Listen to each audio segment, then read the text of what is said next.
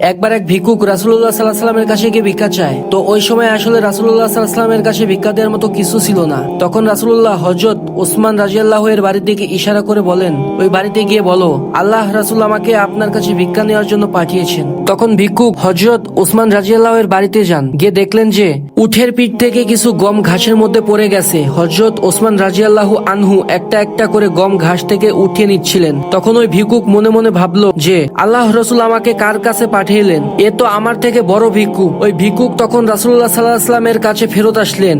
আসার পর বললেন, হে রাসূলুল্লাহ, আমাকে এমন একজনের কাছে পাঠালেন যে আমার থেকে নিজেই বড় ভিক্ষুক। তখন রাসূলুল্লাহ সাল্লাল্লাহু আলাইহি ওয়াসাল্লাম বললেন যে তুমি কি তার কাছে ভিক্ষা চাইছো? তখন ওই ভিক্ষুক বলল যে না, এই দৃশ্য দেখে আমি ডাইরেক্ট চলে আইছি আপনার কাছে। তখন রাসূলুল্লাহ সাল্লাল্লাহু আলাইহি ওয়াসাল্লাম বললেন যে যাও গিয়ে আমার কথা বলো। তখন ওই ভিক্ষুক আবার গেল, গিয়ে বলল যে রাসূলুল্লাহ সাল্লাল্লাহু আলাইহি ওয়াসাল্লাম আপনার কাছে ভিক্ষা নেওয়ার জন্য পাঠিয়েছেন। তখন হযরত উসমান রাদিয়াল্লাহু বললেন যে একটু পর আমার 100 উট গম নিয়ে আসতেছে মালামাল সহ। ওই উটগুলোর মধ্য থেকে যে উটটা তোমার পছন্দ হবে ওই উটটা তুমি মালামাল সহ নিয়ে যাবে।